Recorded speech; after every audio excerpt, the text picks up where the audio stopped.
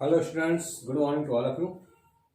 तो आज हम फिर से आपके सामने अपना channel physics by Ravi sir लेकर उपस्थित हैं। तो आज हम टॉपिक डिस्कस करेंगे applications of Gauss law.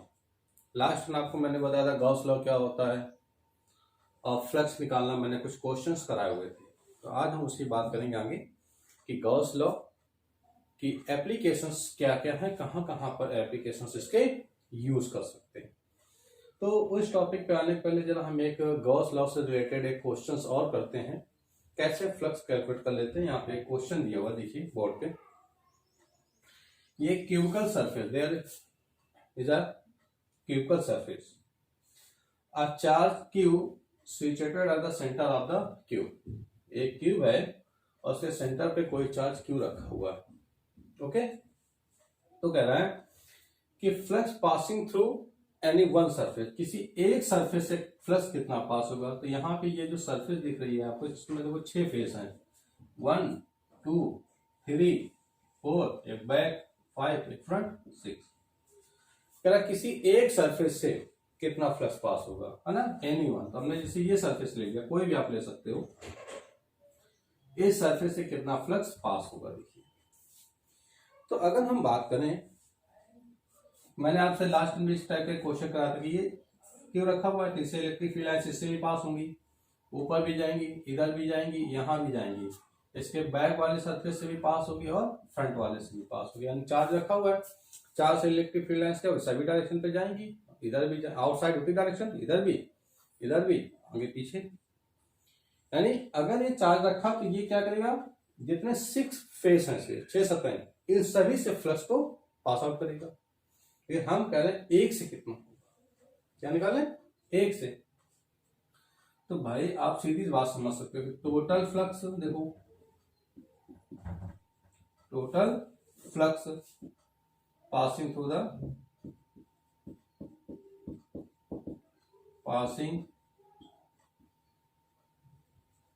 The whole cube, पूरे क्यूब से फ्लक्स कितना पास होगा, तो 5 q अपॉन एप्सिलॉन 0। मैंने क्या कहा था, जहां पे चार्ज होगा उस चार्ज से इतना फ्लक्स हमेशा पास होगा।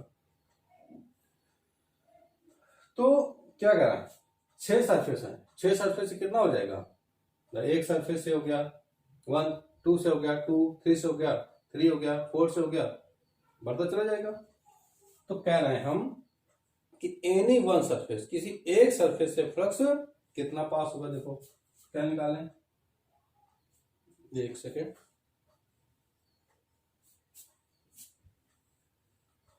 ऐसे लिख दीजिए, 5 q। तो हम कह रहे हैं flux passing through each surface, प्रत्येक सरफेस से कितना हो जाएगा। तो भाई कितना हो जाएगा, भाई 6 सरफेस है, 6 5, तो एक का कितना हो जाएगा, 1/6। क्यों, या क्या इसको मान लो फर्स्ट है, तो 1 q अपॉन 6 एप्सिलॉन 0। बात समझ आ गई। हमने ए सरफेस के लिए बात कर ली, 6 सरफेस में क्या करो, 1/6 हो जाएगा, एक चौथाई जैसे निकालते हो, 1/4 हो गया, 1/2 हो गया हाफ के लिए। तो हम क्या, एक सरफेस के निकालना, 6 सरफेस है तो एक सरफेस कितना हो जाएगा, उसका 1/6 पार्ट हो जाएगा। ओके, तो ये था एक क्वेश्चन इससे रिलेटेड। अब थोड़ा हम अगर आगे बात करते हैं,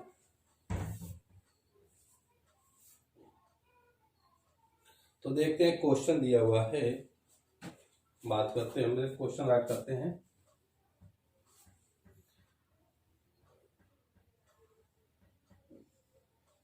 ये एक सिलेंडर जिसकी रेडियस कितनी है, 2r, एक चार्ज इसके सेंटर पर रखा हुआ है, ये इसकी रेडियस है r। ओके, क्या कर रहा है, find the flux due to q through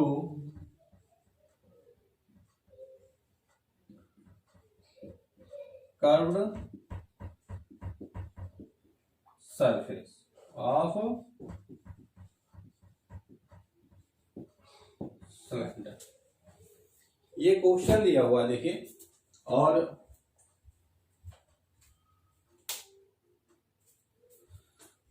कह रहा है कि एक सिलेंडर का संरचना दे रखी हुई है, कह रहा है इसके सेंटर पे क्यू चार्ज रखा है, उसकी डिस्टेंस कितनी 2r, रेडियस कितनी r।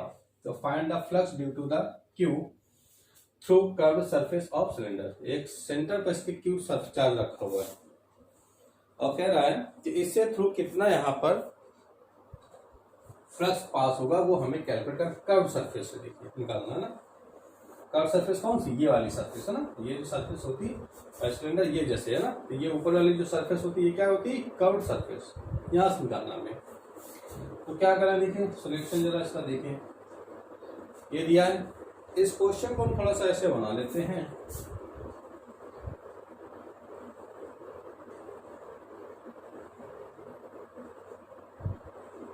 ये सिलेंडर है ना। सेंटर पॉइंट की बात करें, यहाँ पे एक चार्ज रखा हुआ कितना, सॉरी क्यू, देखिए टोटल डिस्टेंस आर है, तो हाफ कितनी होगी,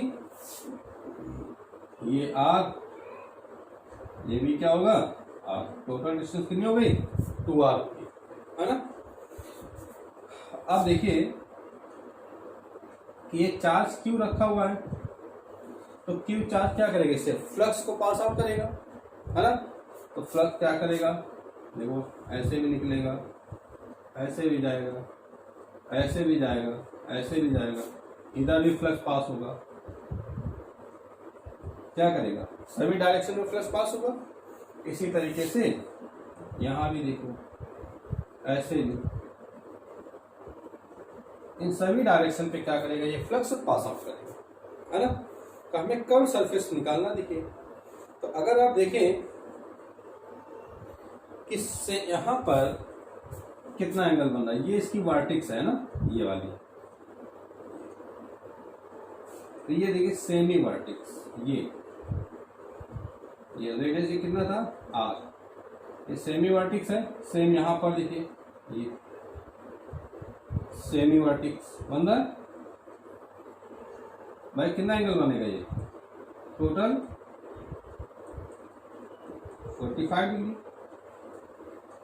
भाई, टोटल ये कंडीशन होती है अगर ऐसा होता, देखो तो ये जस्ट हाफ है, कितना होगा 45, है ना।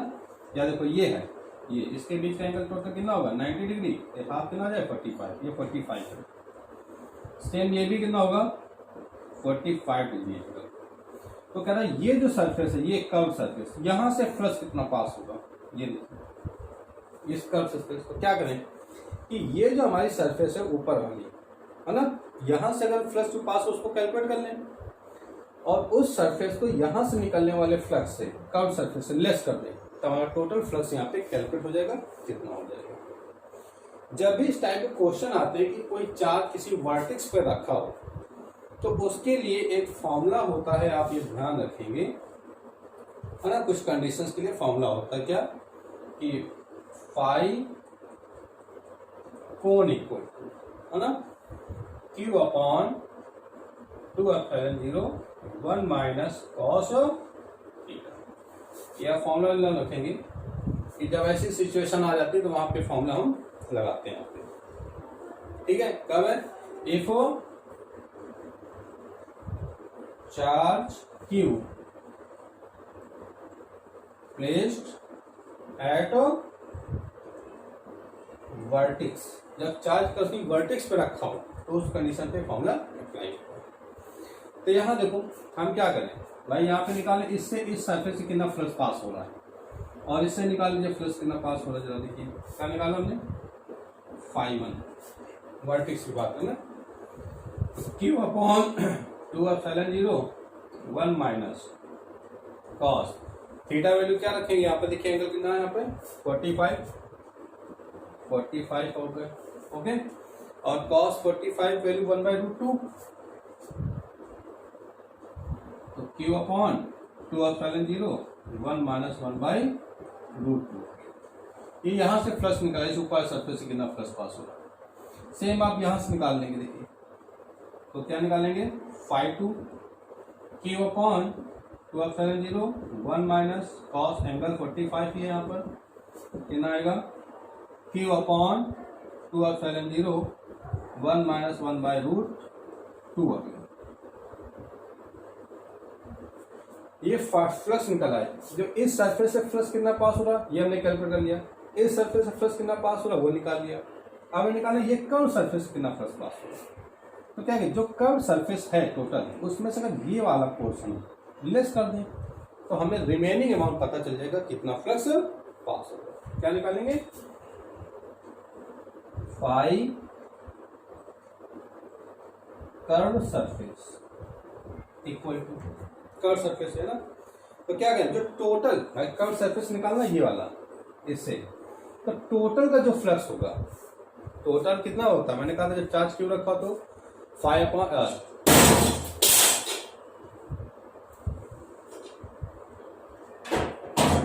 तो अगर टोटल क्या निकालें पूरा का चार्ज क्यू होता है तो वहां पे फ्लक्स कितना पास होता है 5 = Q/ε0। ये टोटल होता है मैंने बताया था आपको। तो हमें यहाँ पे निकालना है तो टोटल जो होगा इस टोटल का तो कितना फ्लक्स पास हो रहा है यहाँ से Q/ε0। उसमें से हम ये वाला लेस कर दें ये वाला जो हमने कैलकुलेट किया है ना। तो क्या पता चल जाएगा यहाँ से फ्लक्स कितना बाहर निकला। बस टोटल में से क्या किया ये वाला लेस कर दो तो पता चल जाएगा रिमेनिंग अमाउंट कितना बच गया। तो ये लिखा है कि 5 कर्व सरफेस इस कर्व सरफेस से कितना फ्लक्स पास हुआ। तो क्या आ जाएगा कि 5 टोटल माइनस क्या 2 सरफेस से देखो 1 और 2 तो क्या लिख देंगे 2 5 बात समझ आ गई या कोण।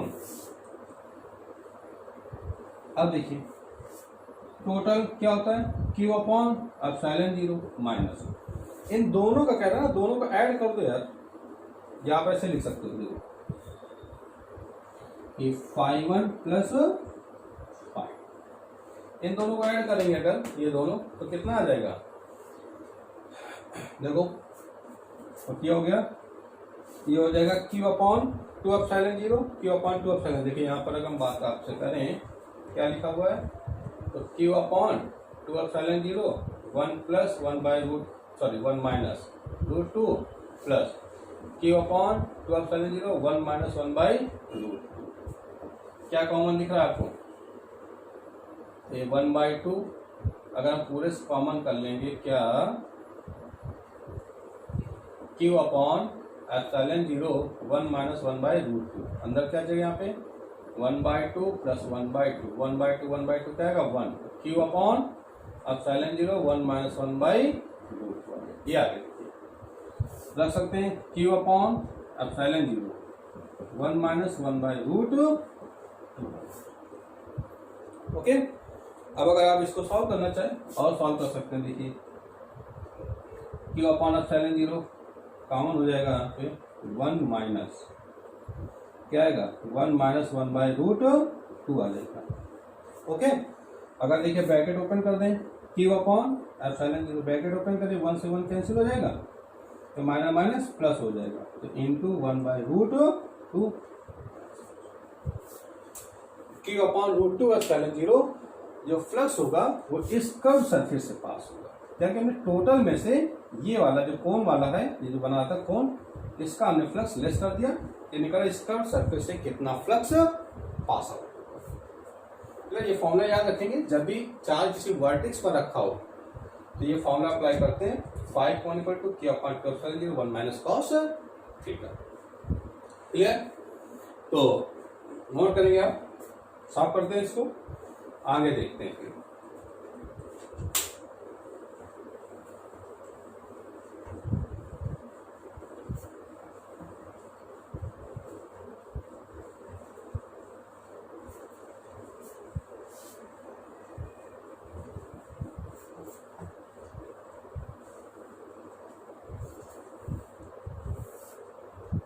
चलिए देखते हैं।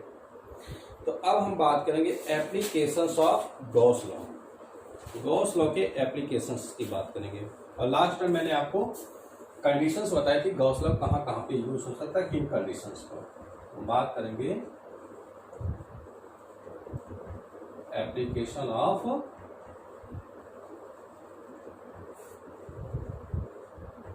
Gauss law. तो इसमें हम सबसे पहले फर्स्ट बात करने जा रहे हैं, है ना। तो एक बात आप समझ लें, चलिए अच्छा पहले इसको हम कराते हैं, बाद में आपको बताते हैं। करा electric field intensity,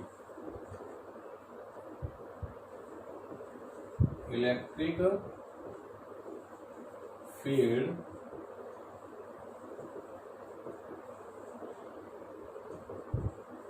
intensity due to infinite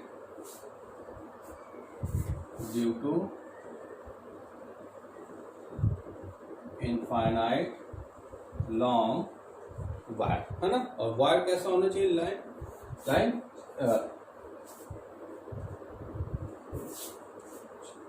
infinite line charge from Gauss law,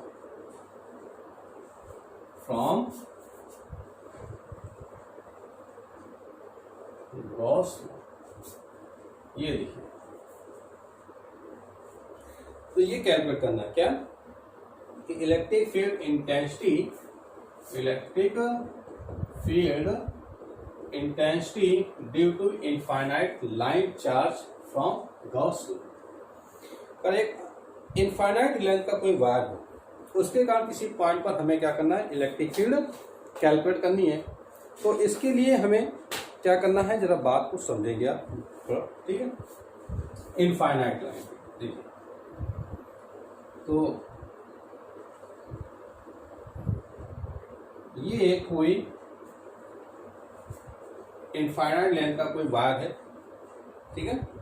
infinite length का कोई एक वायर है, इस पर चार्ज प्लस क्यू इस पर, ओके। आज ये दे रखा होगा। अब इसे आर डिस्टेंस पर एक पॉइंट पी है, इस पॉइंट पी पर इंटेंसिटी कैलकुलेट करनी है। इनफाइनाइट लेंथ का ना, या लिख सकते हैं minus plus two plus infinity, minus से प्लस, इनफाइनाइट लेंथ का है ना। तो कह रहे से आर डिस्टेंस पर एक पॉइंट पी है, इस पॉइंट पी पर इलेक्ट्रिक फील्ड इंटेंसिटी कैलकुलेट करनी है ना। तो calculate the intensity of electric field at point P due to infinite length wire. Infinite length को आगे का इस पॉइंट पी पर इंटेंसिटी कैलकुलेट करना। तो देखिए मैंने आपसे कहा था कि इंटेंसिटी पीछे गॉस लॉ की कुछ कंडीशंस मैंने बताई थी कि सबसे पहले जो उसकी चार्ज हो, गॉसियन सरफेस की एक सिमेट्री होनी चाहिए, बताया था आपको। और सिमेट्रिकल सरफेस ऐसी बनानी है कि जो एंगल हो वो या थीटा इक्वल टू 0 डिग्री हो और थीटा इक्वल टू 90 डिग्री को फॉलो कर रहा। गॉसियन सरफेस से जो एंगल बन रहा, कितना बन रहा, 0 और 90 डिग्री, ऐसी हमें कोई गॉसियन सरफेस यहाँ पे बनानी है। तो क्या करें हम, ये थी इस पॉइंट पी की बात कर रहे हैं ना, इस पॉइंट पी को हमने मिलाते हुए यहाँ पर एक गॉसियन सरफेस इमेजिन की। और ये गॉसियन सरफेस कैसी है, सिलेंड्रिकल, ये सिलेंड्रिकल गॉसियन सरफेस यहाँ पर हमने इमेजिन कर दिया, ओके। और इसकी लेंथ कितनी वायर की, एल है, लेंथ कितनी है, एल है। अब देखिएगा इस पॉइंट पी पर हमें इसकी इंटेंसिटी कैलकुलेट करनी है यहाँ पर। तो यहाँ पर देखिए, यहाँ पे 3 सरफेस दिख रहे हैं। सबसे पहले इस पॉइंट पी पर बात करें, इसको मान लेते हैं फर्स्ट, है ना। तो ये प्लस चार्ज है, प्लस चार्ज में इलेक्ट्रिक फील्ड की डायरेक्शन क्या होती है, आउटवर्ड, बाहर की ओर। यहाँ देखिए प्लस है, ये इस सरफेस का हमने जो सिलेंडर सरफेस मानी है, इसी को क्या बोलते हैं हम, गॉसियन सरफेस, है ना, ये गॉसियन सरफेस। तो यहाँ पर देखो 3 कंडीशन है। एक पॉइंट पी पे बात करें, इस पॉइंट पी पर हम बात करें तो प्लस चार्ज है, प्लस चार्ज में डायरेक्शन इलेक्ट्रिक फील्ड की क्या होती है, आउटवर्ड होती है, बाहर की ओर। यहाँ पे इलेक्ट्रिक फील्ड काम करेगी, देखिए, है ना। अब इसका एक स्मॉल एलिमेंट लिया है, छोटा सा ऑब्जेक्ट, जिसका एरिया वेक्टर, जैसे ये सरफेस है, इस भाई पूरे बोर्ड का मैंने कहा था एरिया कितना, एक अगर छोटा सा पार्ट है इसका एलिमेंट एरिया कितना हो जाएगा DA। इसका एरिया वेक्टर कितना हुआ करेगा DA, जिसकी डायरेक्शन क्या होती है बोले सरफेस के परपेंडिकुलर आउटवर्ड होती है। ठीक है, अब देखिए एक यहाँ पर देखो ये ऊपरी सरफेस ये दिख रही आपको है ना, और एक ये निचली सरफेस दिख रही है, 3 सरफेस दिख रहे हैं। यहाँ पर देखो इलेक्ट्रिक फील्ड की डायरेक्शन तो यही रहेगी ऐसे, बट एरिया वेक्टर की डायरेक्शन सरफेस के परपेंडिकुलर, ये सरफेस है तो एरिया वेक्टर यहाँ हो जाएगा। यहाँ देखें तो इलेक्ट्रिक फील्ड प्लस चार्ज है, प्लस चार्ज में इलेक्ट्रिक फील्ड तो यही काम करेगी। एरिया वेक्टर कहाँ नीचे क्यों होगा, देखो यहाँ पे कितना एंगल बन रहा है 90 डिग्री, कितना एंगल बना 90 डिग्री, यहाँ पे कितना बना 0 डिग्री। मैंने ये तो आपसे कहा कि गॉसियन सरफेस हमें ऐसी इमेजिन करनी है कि जिसमें एंगल जो बन रहा हो वो 0 डिग्री हो और 90 डिग्री बन रहा हो। हमने देखा यहाँ पर, तो कह रहा है कि अब इसके कारण जो फ्लक्स होगा वो हमें कैलकुलेट करना है कितना यहाँ पर। आई बात सुने, तो देखिए अकॉर्डिंग टू गॉस लॉ क्या होता है, phi equal to Q upon epsilon 0, और क्यू क्या है इनसाइड चार्ज, जो अंदर चार्ज रखा हुआ है यहाँ पे देखिए है ना, या इसी को हम क्या लिखते हैं close integration E dot DA। देखिए बताएगा आपको E डॉट DA, या क्लोज इंटीग्रेशन नहीं भी लगाओ तब जो क्लोज सरफेस के लिए बात कर रहे हैं ऐसे भी लिख सकते हैं आप। क्लियर बात।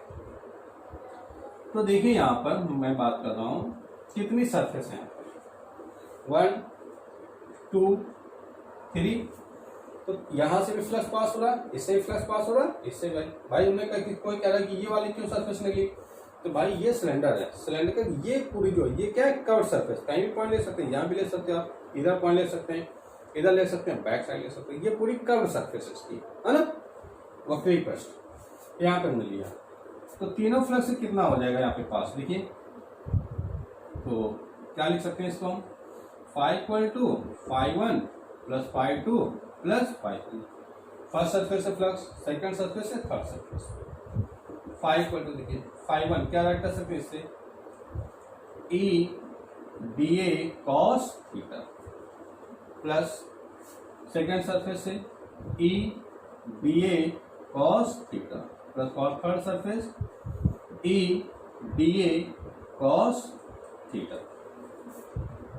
अब थीटा की वैल्यू यहाँ हम क्या रखेंगे, देखिए फर्स्ट सरफेस की बात करें यहाँ पर पॉइंट P पर, तो at the point with the direction of electric field intensity और DA vector both are same, क्षेत्रफल सदिश DA और इलेक्ट्रिक फील्ड डायरेक्शन क्या दोनों सेम है, ऐसे है ना, न्यू चल रही न्यू, तो दोनों की डायरेक्शन सेम है तो एंगल कैसा हो जाएगा 0, एंगल कैसा हो जाएगा 0 इनके बीच का, तो फाई इक्वल टू कितना आ जाएगा E DA cos 0, ऐड कर सकते हैं। दूसरे पर देखो आप, दूसरी सरफेस यहाँ पे कितना एंगल बन रहा है, एरिया इलेक्ट्रिक फील्ड तो ये है, एरिया वेक्टर ये है, दोनों 90 डिग्री एंगल बनेगा, कितना आ जाएगा E DA cos 90, same third surface पर E DA cos 90, cos 90 value 0, cos 90 value 0, तो cos 0 वैल्यू 1, तो क्या आएगा इंटीग्रेशन E DA, ये 0 हो जाएगा, ये 0 हो जाएगा, क्या आएगा इंटीग्रेशन E DA। क्लियर बात है यहाँ तक। अब देखिए क्या हम बात करें अभी कि फाई इक्वल टू आ गया इंटीग्रेशन E डॉट डी आ गया, क्लियर होगी बात यहाँ तक। अब ये क्या, इसको क्या राइट कर सकते हैं, देखिए तो from Gauss law phi equal to क्या है Q अपॉन एप्सिलॉन 0, यहाँ देखिए E इंटीग्रेशन DA राइट कर सकते हैं, इंटीग्रेशन DA राइट कर सकते हैं। देखो ये क्या है इंटीग्रेशन, इंटीग्रेशन मतलब क्या संपूर्ण पृष्ठ की बात करना है, DA क्या था क्षेत्रफल, यानी ये जो बेलना आपको सिलेंडर का सरफेस दिख रही है इस पूरे का क्षेत्रफल कितना है, संपूर्ण पृष्ठ की बात करें इंटीग्रेशन लगा, संपूर्ण पृष्ठ का क्षेत्रफल। किसका पृष्ठ क्षेत्रफल? बेलन का, सिलेंडर का। सिलेंडर का क्षेत्रफल कितना हो जाएगा? तो जो सिलेंडर होता है, सिलेंडर का क्षेत्रफल कितना हो जाएगा? Area 2 pi R L. 2 pi R L क्या राइट कर सकते हैं? Q upon epsilon 0 E into 2 pi R L. Okay, अच्छा इधर देखो, इसकी लेंथ कितनी है? L। चार्ज कितना था? स्क्वायर था यहाँ पर Q, है ना। और मैंने आपसे क्या बताया था कि डिस्ट्रीब्यूशन ऑफ चार्ज, तो उसमें सबसे पहले मैंने कहा था linear distribution of charge. Linear distribution क्या? एक लंबा तार हो, वायर हो, तो उसमें जब चार्ज देते हैं तो चार्ज क्या होता है? इस पूरी इसकी लेंथ के में, यूनिफॉर्म लेंथ में फैल जाता है। तो जो चार्ज डेंसिटी को किससे डिपेंड करते हैं हम? लैम्डा से। बताया था आपको, lambda equal to Q upon L. अगर आपने नहीं देखा हुआ है तो आप हमारा वीडियो डालेंगे, Gauss theorem part 2 physics by Ravi sir, search करेंगे, आपके पास ये खुलकर टॉपिक आ जाएगा ना। तो वहां पर लीनियर चार्ज डेंसिटी क्या होती है? देखिए कि linear charge density lambda equal to Q upon L. तो Q इक्वल टू कितना आ जाएगा? Lambda L. ये वैल्यू यहाँ पुट कर देंगे आप, तो lambda L upon epsilon 0 E into 2 pi R L. देखिए L टू L कैंसिल हो जाएगा, तो E की वैल्यू कैलकुलेट करेंगे आप, 2 पाई आर अपॉन में आ जाएगा, तो lambda upon 2 pi epsilon 0। Okay, तो इंटेंसिटी कितनी आ गई? Lambda upon 2 pi epsilon 0 R आ गई। यानी इस इनफाइनाइट लेंथ वायर के कारण जो इंटेंसिटी है वो कितने? Equal to lambda upon 2 pi epsilon 0 R. बात समझ आई? तो ये बात थी हमारी इंटेंसिटी के लिए इनफाइनाइट लेंथ वायर के कारण। अगर इसको वेक्टर फॉर्म में राइट करें तो बस इसमें क्या राइट कर देंगे? Vector equal to lambda upon 2 pi epsilon 0। Clear? आइए अब इसका जब ग्राफ बनाते हैं, साथ करते हैं इसको। जब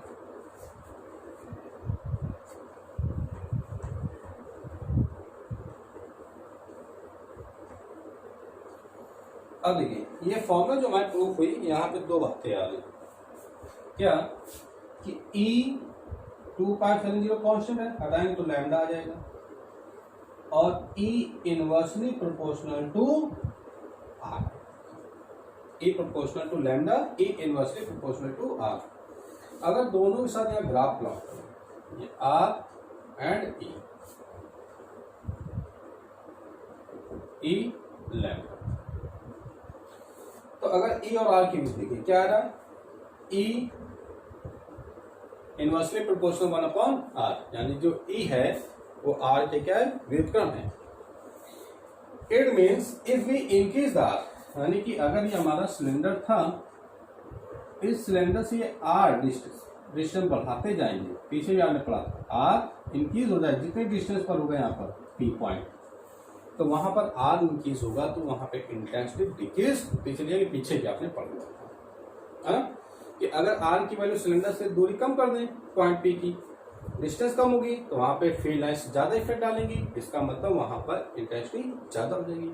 फिर जैसे से R बढ़ते चलेगा, आप वहां इन्फिनिटी पर कहीं पर पहुंच जाए, तो हो सकता है इन्फिनिटी पर कहीं पर E की वैल्यू 0 हो जाए। तो यहाँ पे ग्राफ कैसा आएगा? देखिए जब R कम होगा तो उस समय इंटेंसिटी क्या होगी? मैक्सिमम होगी, अपना पास होगा। ये पॉइंट यहाँ पर होगा तो इंटेंसिटी ज्यादा होगी। जैसे से हम R बढ़ाते चले जाएंगे इंटेंसिटी कम होती चली जाएगी। तो जब ग्राफ प्लॉट करें तो ग्राफ कैसा आएगा? ठीक है, जैसे से R बढ़ेगा, देखो ये बढ़ाया हमने, इंटेंसिटी कम होगी, और R बढ़ाया इंटेंसिटी और कम होगी, R बढ़ाया इंटेंसिटी कम। तो जैसे से R इंक्रीज करेगा क्या होगा? E की वैल्यू डिक्रीज, और अगर R कम कर दें तो E की वैल्यू इंक्रीज होगी। दूसरा देखो E प्रोपोर्शनल टू लैम्डा, यानी अगर लैम्डा जितना ज्यादा होगा उस पे इलेक्ट्रिक फील्ड ज्यादा होगी, इंटेंसिटी ज्यादा होगी। क्यों भाई? भाई मतलब ये कि इस वायर की लेंथ जितनी ज्यादा होगी, लेंथ ज्यादा होगी उसमें चार्ज उतना ही ज्यादा स्प्रेड होगा। चार्ज जितना ज्यादा स्प्रेड होगा तो इलेक्ट्रिक फील्ड लाइन्स उससे ज्यादा निकले, अर्थात इंटेंसिटी ज्यादा होगी। क्योंकि पीछे हमने कहा था कि चार्ज, अमाउंट ऑफ चार्ज जितना स्ट्रॉन्ग होगा, जितना ज्यादा होगा, इलेक्ट्रिक फील्ड की स्ट्रेंथ उतनी ही ज्यादा होगी। तो जब यहां पर भी भाई एल बढ़ेगा, जाहिर सी बात है कि उसमें लंबाई बढ़ेगी, तो उसमें चार्ज डिस्ट्रीब्यूशन भी ज्यादा होगा। चार्ज डिस्ट्रीब्यूशन ज्यादा होगा तो लीनियर चार्ज डेंसिटी बढ़ेगी। लीनियर चार्ज डेंसिटी बढ़ेगी तो यहाँ पे ई भी बढ़ेगा, क्योंकि ई प्रोपोर्शनल टू लैम्डा है। इसका ग्राफ ऐसा है, जैसे जैसे लैम्डा बढ़ाएंगे, देखो लैम्डा बढ़ाएंगे अगर ई भी बढ़ेगा, ये देखिए, और बढ़ाएंगे तो ये, और ये भी बढ़ेगा, और बढ़ाएंगे ये, तो लैम्डा बढ़ने के साथ साथ ई भी यहाँ पर इंक्रीज होता चला जाएगा। देख सकते हैं आप। आई होप अच्छे से बात क्लियर हो गई होगी। तो इस तरीके से हम गॉसियन सरफेस, गॉस लॉ के थ्रू यहाँ पर इंटेंसिटी कैलकुलेट कर सकते हैं। फिर साफ करते हैं।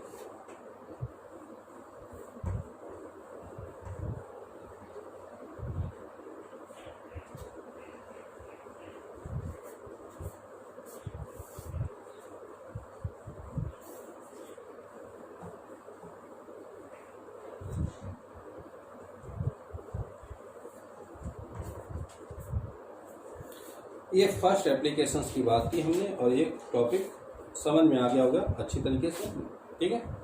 अच्छा, थोड़ी सी हम कुछ आपको बातें बताते हैं यहाँ पर, ये आप याद रखेंगे कि अगर सॉलिड कंडक्टिंग सिलेंडर हो, कैसा, सॉलिड कंडक्टिंग सिलेंडर की बात करें हम, ठीक है, या हॉलो कंडक्टिंग सिलेंडर हो, हॉलो कंडक्टिंग सिलेंडर की बात करें, ठीक है। या तीसरी बात कि हॉलो नॉन कंडक्टिंग सिलेंडर, इसके लिए बात करें, hollow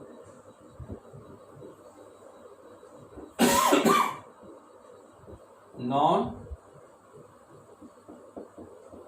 conducting cylinder.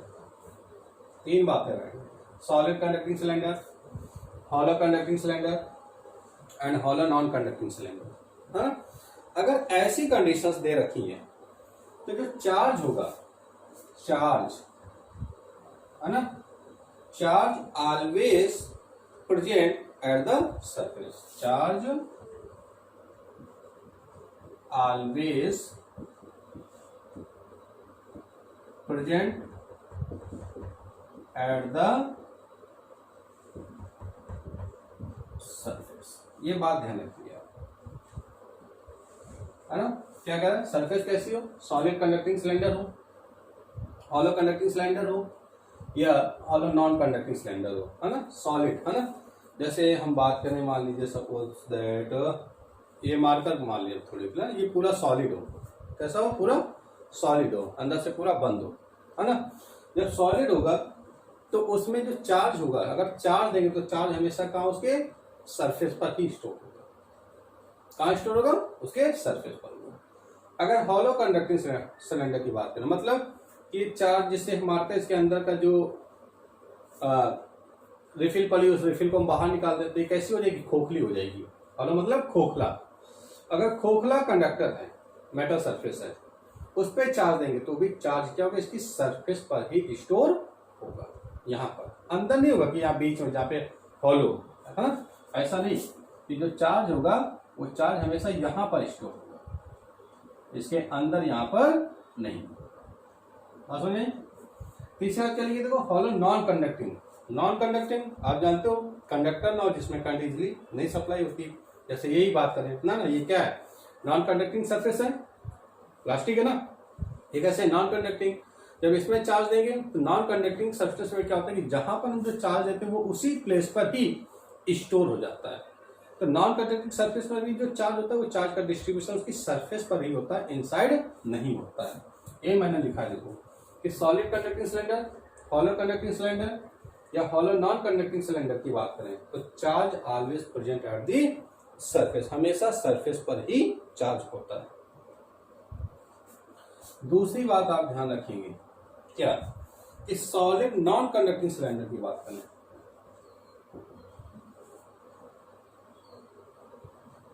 Solid non conducting cylinder की बात करना, सॉलिड नॉन कंडक्टिंग की बात करना कि नॉन कंडक्टिंग मतलब धातु ना हो, जैसे मैंने कहा ये मार्कर है, ये अंदर से खोखला ना हो, ये बिल्कुल ठोस हो, जैसे यहाँ पे भी सरफेसेस के दिख रहे पूरा अंदर से क्या बिल्कुल ठोस हो।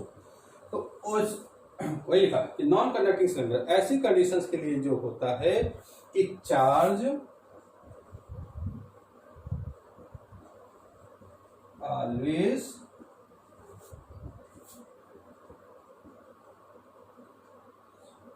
Present on whole volume.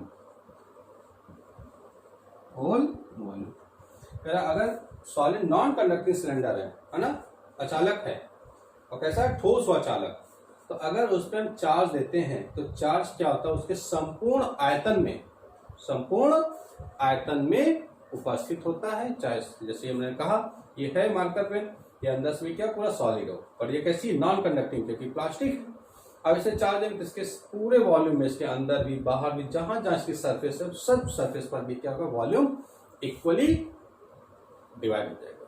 ठीक है, तो ये कुछ बातें थी, ये बात ध्यान रखना। भी आगे हम लोग बात करेंगे सॉलिड के लिए, हॉलो सिलेंडर के लिए, नॉन कंडक्टिंग सिलेंडर के लिए, तो वहां पे आपको समझने के लिए आसानी होगी, इसलिए मैंने आपको यहाँ पर ये बता दी, दो बातें ध्यान रखेंगे। ओके, चलिए आगे बात करते हैं जरा second applications.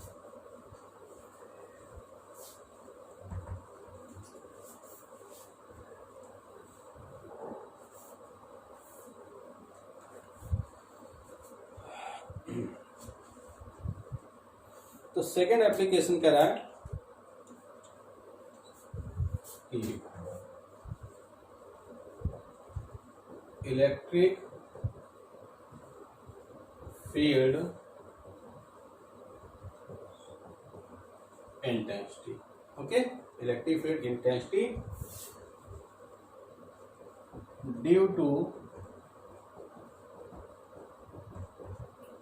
Infinite uniformly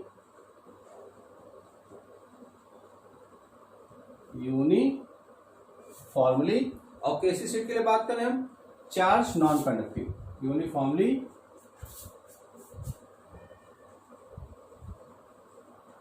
charged non conducting sheet है ना, नॉन कंडक्टिंग सीट। अब सीट की हम बात करें, यहाँ पे कोई वार नहीं ले रहा है, ये सेकेंड एप्लीकेशन है यहाँ पर गॉस लॉ का, कि किसी एक आवेशित अचालक परत के कारण विद्युत क्षेत्र की तीव्रता कितनी होगी। परत कैसी हो, इनफाइनाइट लेंथ की है ना, कैसी हो, इनफाइनाइट लेंथ की हो, तो उसके लिए यहाँ पर इंटेंसिटी कितनी होगी ये हमको कैलकुलेट करना जरा। तो देखें अगर यहाँ पर हम बात करें, एक सीट ले लेते हैं। सबसे सीट का मतलब क्या था सबसे पहले समझ लें। सीट एक परत मतलब केवल सिंगल परत हो, है ना, इसके ऐसा नहीं कि आगे पीछे कोई एक और परत लगी हो, है ना, सिंगल लेयर। कैसी बात करें, सिंगल लेयर की बात करें। जैसे हम बात करें फॉर एग्जांपल कि नोटबुक है ना, तो सिंगल लेयर मतलब ये बस पतली सी, ऐसा नहीं कि पीछे से कवर हो कोई चीज सीट हो या पीछे से ऐसे कवर हो कोई चीज, है ना, ऐसे नहीं, ओनली फॉर सिंगल सीट।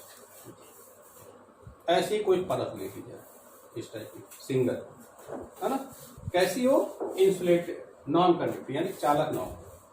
बात समझ आ गई, इस टाइप की प्लेट ले लो। तो नॉन कंडक्टिंग सीट में मैंने भी आपसे कहा कि जब नॉन कंडक्टिंग में आप चार्ज देते हैं तो उसके पूरे सरफेस में चार्ज स्प्रेड हो जाता है। तो यहां पे देखिए हमने क्या किया कि एक प्लेट ले ली, सीट नॉन कंडक्टिंग शीट, है ना।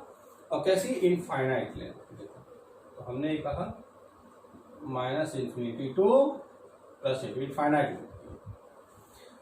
इस पर प्लस चार्ज इस पर,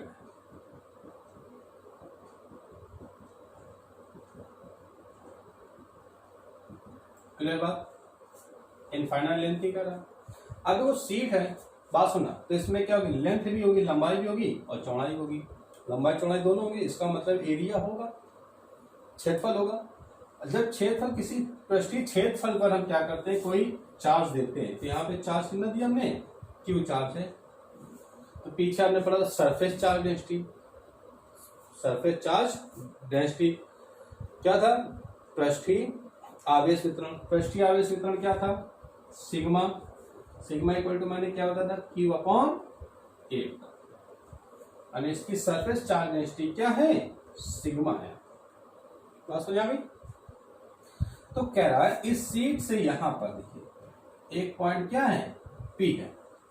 इस पॉइंट पी पर इंटेंसिटी हमको कैलकुलेट करना, ठीक है। अब कुछ डिस्टेंस पर होगी, यहां से मान लीजिए पॉइंट किसी डिस्टेंस पर, जो भी डिस्टेंस हो, ये मान लेते हैं एक्स है या कुछ भी आप मान लो, एक्स मान लीजिए, आर मान लीजिए, है ना, कुछ भी आप ले सकते हैं ये।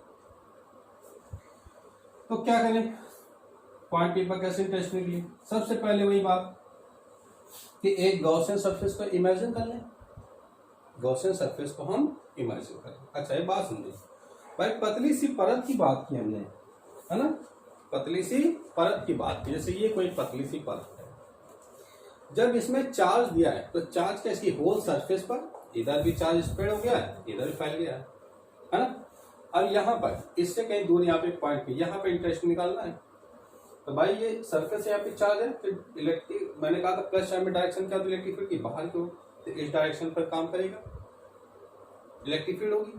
सेम इसी तरीके से भाई इसकी पूरी सरफेस पर इधर भी चार्ज है, फिर जब इधर भी चार्ज है तो इलेक्ट्रिक फील्ड इधर भी काम करेगी, काम करेगी। मतलब ये कहने का, मैंने कहा था पीछे कि गॉसियन सरफेस बनाने के लिए सिमेट्री का होना जरूरी है।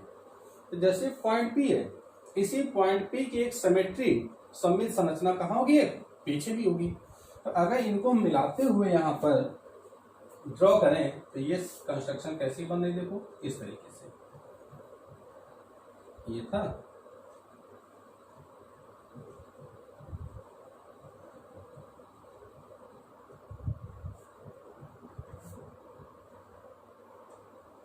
ये देखिए इस तरीके से संरचना कोई बन जाएगी। ये इसका सेंटर पॉइंट होगा। ये डिस्टेंस मान लेते कितनी, यहां से टोटल एक्स मान लें आप, तो जितने डिस्टेंस, भाई ये पता था जितने डिस्टेंस पे इधर है पॉइंट पी, इसके अपोजिट यहाँ पर एक पॉइंट क्या है, पी डैश, ये भी डिस्टेंस क्या होगी, एक्स। इक्वल डिस्टेंस पर इंटेंसिटी वर्क कर रही है। क्लियर हो गई बात। या आप x की जगह r भी राइट करो तो r भी राइट कर सकते हैं, पीछे हमने r लिखा हुआ, यहाँ पे x लिखा है, कंफ्यूज मतलब, सॉरी। क्लियर बात। अब देखिए जरा, तो हमने यहाँ पर एक ये गॉसियन सरफेस की इमेजिन किया, क्या बनाया, गॉसियन सरफेस। देखिए एक चीज आप बताए, गॉसियन सरफेस आप ऐसे कोई नहीं कि आपको बता दिया गया आप तुरंत आप अपने आप बना लिया, मेंटेन कर लीजिए, आपको टीचर की हेल्प से ही समझना पड़ेगा। कोई भी है ना, कोई भी डिस्कस कर रहा हो कहाँ पर कैसी गॉसियन सरफेस बनेगी, ये आपको टीचर ही इंडिकेट करेगा, उसी अकॉर्डिंग बनेगी। ऐसा नहीं कि आप कहीं पर आप अपने आप इजिली इमेजिन कर लो, ये भी बात ध्यान रखेंगे आप। जहाँ पे जो टीचर आपको बता रहा है वो उसी अकॉर्डिंग से गॉसियन सरफेस बनेगी, है ना। ऐसा नहीं हम कुछ भी बना लें। बात समझ आ गई। तो आप देखो एक तो ये हो गया पॉइंट पी हो गया, ये मैंने कहा फर्स्ट सरफेस हो गया, ये सेकंड सरफेस हो गया, और इसी तरीके से एक इसकी थर्ड सरफेस देखिए कहाँ होगी, ये मैंने कहा आपसे गॉसियन सरफेस ऐसे बनाते कि एंगल क्या, थीटा और 90 डिग्री। सबसे पहले इस पॉइंट पर बनाते, तो यहां से पॉइंट पी है किसी यहाँ पर डिस्टेंस पर, ये एक पॉइंट पी स्मॉल एलिमेंट है, स्मॉल एलिमेंट का एरिया वेक्टर होगा, कुछ होगा, बिल्कुल होगा, एरिया वेक्टर कितना, डी क्षेत्रफल सदिश। अब प्लस चार्ज है इस पर, तो प्लस चार्ज का इलेक्ट्रिक फील्ड की डायरेक्शन भी क्या होगी, इधर ही की होगी, यानी यहाँ पर ये इंटेंसिटी भी काम कर रही है। क्लियर बात? तो ये हो गया फर्स्ट, ये सेकेंड और ये थर्ड पॉइंट। सेम यहाँ पर देखिए, ये सरफेस है, इलेक्ट्रिक फील्ड डायरेक्शन परपेंडिकुलर होगी यहाँ पर बाहर की ओर, इतना हो गया, प्लस चार्ज बैक साइड की वो सरफेस तो भी इलेक्ट्रिक फील्ड की डायरेक्शन बाहर की ओर, ये ई हो गया। अब यहाँ देखिए पी ऑफ पॉइंट पी पर ये सरफेस है, इलेक्ट्रिक फील्ड तो ऐसे वर्क कर रही है, बट एरिया वेक्टर की डायरेक्शन क्या होगी, क्षेत्र सदिश की परपेंडिकुलर अपवर्ड। इलेक्ट्रिक फील्ड ये काम कर रही है, कितना एंगल बन जाएगा 90 डिग्री, यह एंगल कितना आएगा 0 डिग्री, यहाँ पे एंगल कितना हो जाएगा 0। बात समझ आ गई? आई? चलिए देखते हैं।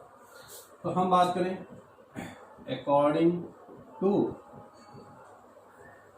गॉस लॉ, फ्लक्स फॉर्मूला क्या होता है, phi equal to Q upon epsilon 0 integration E dot, okay, equation first. तो क्या निकालें देखिए कि total flux passing through Gaussian surface, Gaussian surface क्या आ जाएगा, वही कितनी सरफेस है 3 φ1 प्लस φ2 प्लस तो 5 फर्स्ट को देखिए यहाँ पर, तो 5 क्या था, ई डॉट डी ए या E D A cos theta, क्या रहेगा sir, integration E D A cos theta, theta कितना लेंगे एंगल 0, क्योंकि यहाँ देखिए ई और डी ए दोनों की डायरेक्शन क्या है, सेम है, एक दूसरे के पैरेलल है, पैरेलल होगी तो एंगल कितना हो जाएगा 0 प्लस सेकंड के लिए ई डी ए, यहाँ देखिए इस पॉइंट पर देखिए, इस पॉइंट पर भी दोनों की डायरेक्शन क्या है सेम। अच्छा किसी को ऐसा तो नहीं लगा कि इलेक्ट्रिक फील्ड इधर काम करे, अरे भाई सीट है, मैंने क्या कहा, जब सीट पे कोई चार्ज लेते हैं ना तो उसकी पूरी सरफेस में चार्ज स्प्रेड हो जाता है, तो इधर भी होगा इधर भी होगा, इसके का इंटेंसिटी इधर काम करेगी, इसके का इंटेंसिटी इधर, हमेशा प्लस में आउटवर्ड होती है। तो यहाँ भी इलेक्ट्रिक फील्ड क्या होगी, एंगल क्या हो जाएगा 0 प्लस थर्ड के लिए देखिए ई डी ए कॉस, यहाँ पे देखिए इलेक्ट्रिक फील्ड ऐसे वर्क कर रहा है, एरिया वेक्टर परपेंडिकुलर अपवर्ड, कितना एंगल बनेगा 90 डिग्री, है ना, ये एंगल हो जाएगा cos 90 0, cos 90 ये तो 0 हो जाएगा terms, cos 0 value 1, cos 0 value 1, क्या आएगा E D A plus E D A, ये 0 हो जाएगा, दोनों ऐड हो जाएंगे, तो 5 = 2 ई डी ए राइट कर सकते हैं, है ना। अब देखिए जो सरफेस है कैसी है, सिलेंड्रिकल है, तो भाई इसका एरिया, इसका एरिया, इसका एरिया, सभी का एरिया तो इक्वल होगा, एरिया क्या होगा इक्वल होगा ना, इसमें कोई चेंजेस नहीं होगा, means integration D A equal to क्या राइट कर सकते हैं आप, ए राइट कर लीजिए, कोई प्रॉब्लम नहीं है, क्या राइट कर लें ए। अच्छा इधर देखिए तो phi equal to 2 E A, तो फ्रॉम गॉस लॉ क्या था, phi equal to Q upon epsilon 0, well write कर सकते हैं, तो Q upon epsilon 0 equal to 2 E A आ गया, ओके।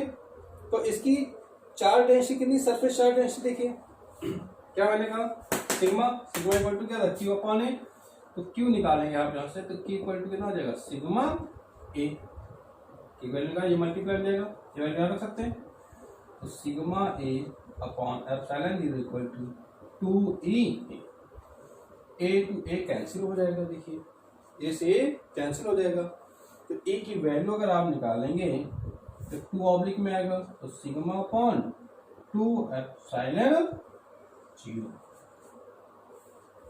ओके। अगर इसको वेक्टर फॉर्म में राइट करें तो E vector equal to sigma upon 2 epsilon 0 and क्या, तो यहां पर अगर आप देखें एक चीज कि जो इंटेंसिटी है ना, जो इंटेंसिटी है वो आर पर डिपेंड नहीं कर रहा, क्या आर आ रहा है यहाँ पर? नहीं आ रहा है। आर पर डिपेंड नहीं कर रहा है किसी कंडक्टिंग नॉन कंडक्टिंग शीट के लिए।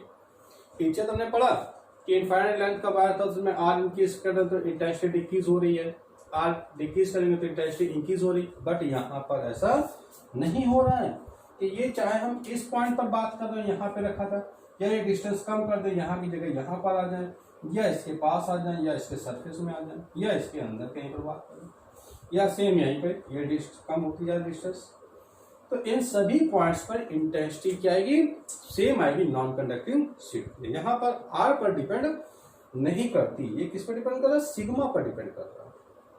किस पर डिपेंड कर रहा है? सिग्मा पर डिपेंड कर रहा है। क्लियर बात? तो अगर हम यहाँ पे इसका देखिए ग्राफ बनाते हैं, आपको साफ कर दें ऊपर का, क्या कर दिया जाए? देखिए, तो अगर हम ग्राफ यहाँ पे मेंटेन करें तो कैसा ग्राफ आएगा? देखिए, तो ये आर की बात करें, ये ई की बात करें, ई एंड सिग्मा, है ना? देखो ये 2 अपसाइलन 0 कांस्टेंट वैल्यू, इसको हटा देंगे तो ई प्रोपोर्शनल क्या आएगा? सिग्मा। तो पीछे वाली कंडीशन आ गई, वहां पे लैम्डा है। If we increase the surface charge density then the electric field intensity also increases. अगर पृष्ठीय क्षेत्र आवेश वितरण का मान बढ़ा देंगे, मतलब इसका सीट जो है, इसका एरिया बढ़ाएंगे, एरिया बढ़ाएंगे तो अमाउंट ऑफ चार्ज भी क्या होगा? ज्यादा स्प्रेड होगा, ज्यादा स्टोर होगा। भाई ये छोटा सा अगर बात मान इतना पार्ट ले लिया हमने, तो यहाँ पे अमाउंट ऑफ चार्ज कम होगा, और एक पूरा बोर्ड का साइज ले ले तो अमाउंट ऑफ चार्ज क्या आएगा? ज्यादा आएगा। अमाउंट ऑफ चार्ज ज्यादा हो जाएगा, आवेश की मात्रा ज्यादा होगी, तो तीव्रता का मान भी क्या आएगा? ज्यादा हो जाएगा। ये मतलब है। तो यहाँ पे देखो, अगर हम ग्राफ बनाए ई और सिग्मा के बीच में, तो सिग्मा बढ़ेगा तो ई बढ़ेगा, सिग्मा घटेगा तो ई घटेगा। बिल्कुल बात क्लियर? तो यहाँ पे ग्राफ कैसा आएगा? Straight line. अगर देखें आप, ये सिग्मा बढ़ाएंगे तो ई बढ़ेगा ऑटोमेटिकली, ये देखिए, और सिग्मा बढ़ाया ई और बढ़ेगा। जैसे जैसे सिग्मा इंक्रीज होगा, है ना, यानी सीट का एरिया बढ़ेगा, एरिया बढ़ेगा तो अमाउंट ऑफ चार्ज बढ़ेगा, अमाउंट ऑफ चार्ज बढ़ेगा तो इसका मतलब डिस्ट्रीब्यूशन ऑफ चार्ज ज्यादा हो जाएगा। डिस्ट्रीब्यूशन ऑफ चार्ज ज्यादा होगा तो इलेक्ट्रिक फील्ड भी क्या होगी? ज्यादा होगी। इसलिए यहाँ पे ग्राफ स्ट्रेट लाइन। क्लियर? जबकि यहां पर देखो, मैंने कहा यहाँ पे इंटेंसिटी आर पर डिपेंड नहीं करेगी, आर का तो कोई फैक्टर ही नहीं यहाँ पर। तो चाहे इलेक्ट्रिक फील्ड जो आर के साथ क्या रहेगी? कांस्टेंट ही रहेगी। चाहे हम देखो सेंटर पे बात करें, मैंने कहा ना ये डिस्टेंस यहाँ पर आ जाए, डिस्टेंस पॉइंट पी यहाँ पर होता, तब भी इलेक्ट्रिक फील्ड उतनी होगी। यहाँ से थोड़ा हम आगे बढ़ गए, यहाँ पर आ जाए तब भी इलेक्ट्रिक फील्ड उतनी रहेगी। सरफेस पर आ जाए तब भी इतनी रहेगी, सरफेस से बाहर जाएंगे तब भी इलेक्ट्रिक फील्ड, जैसे, क्योंकि यहाँ पर इंटेंसिटी आर पर डिपेंड नहीं कर रहा है। इसलिए जो ग्राफ है, ग्राफ वो कैसा आएगा? एक स्ट्रेट लाइन आएगा। देखो आप, आर की वैल्यू 0 होगी तब भी इंटेंसिटी वही होगी, आर की वैल्यू अगर मान लीजिए हमने बढ़ाया ये, तब भी ग्राफ वहीं पर आर इंटेंसिटी उतनी होगी, और इंक्रीज किया तब भी देखिए उतना ही है। जैसे आर बढ़ेगी इंटेंसिटी उतने रहेगी, इसलिए यहाँ पे ग्राफ कैसा आएगा? एक स्ट्रेट लाइन पर आएगा। क्लियर बात? तो ये बात थी हमारे गॉस लॉ, और इसके कुछ अभी मैंने 2 एप्लीकेशंस आपको बताए हुए हैं, है ना। और इसके आगे भी अभी और भी हमें एप्लीकेशंस पढ़ने हैं कि अगर इनफाइनाइट कंडक्टिंग प्लेट हो उसके लिए कितनी होगी, है ना। यहाँ सीट की बात की, कंडक्टिंग प्लेट के लिए बात करें, एक यूनिफॉर्म चार्ज स्फेरिकल सरफेस हो, नॉन कंडक्टिंग स्फेरिकल सरफेस हो, हॉलो हो, सॉलिड हो, उन सभी के लिए इलेक्ट्रिक फील्ड कितनी होगी ये हम कैलकुलेट करना है। तो अभी मैंने कुछ बातें आपको जैसे बताया कि हॉलो के लिए और सॉलिड के लिए सरफेस पे चार्ज कहाँ पे स्प्रेड होता है, ये चीजें आपको ध्यान रखनी है। तो आगे हम नेक्स्ट लेक्चर पे बात करेंगे, इससे कुछ सवाल भी डिस्कस करेंगे और अगले एप्लीकेशंस भी इसकी हम बात करेंगे। ओके, तब तक आप अच्छे से रिवीजन करिए, जिसके जो प्रॉब्लम्स हो तो आप वो डिस्कस कर सकते हैं मेरे से, और चैनल को लाइक, सब्सक्राइब और शेयर करते रहिए, जिससे मैंने आपसे पहले भी कहा हुआ है कि इससे हमें भी मोटिवेशन मिलता है। जितना ज़्यादा हमारे लाइक्स, व्यूज़ और शेयर बढ़ते हैं तो हमारा चैनल वीडियो बनाने के लिए उतना ही हमें मोटिवेशन होता है। तो हम चैनल उतने ही ज़्यादा चैनल वीडियो बनाकर डालते हैं जिससे आप तक एजुकेशन वो पहुँच सके। और इसका एक बेनिफिट और है, जैसे कि मान लीजिए हमारे जो बहुत से बच्चे ऐसे ग्रामीण क्षेत्र से हैं या कई क्षेत्र हैं जिन बच्चों को एजुकेशन नहीं मिल पाती है, तो इस चैनल के माध्यम से जितना अगर आप शेयर होगा तो शायद ये चीज़ें वहाँ तक पहुँचे तो उन बच्चों को भी एजुकेशन से कुछ चीज़ सीखने को मिल जाए। तो आप इतना थोड़ा सा सहयोग करिए हमारे साथ में। तब तक के लिए बेस्ट ऑफ लक। चैनल को लाइक और सब्सक्राइब करने ना भूलें।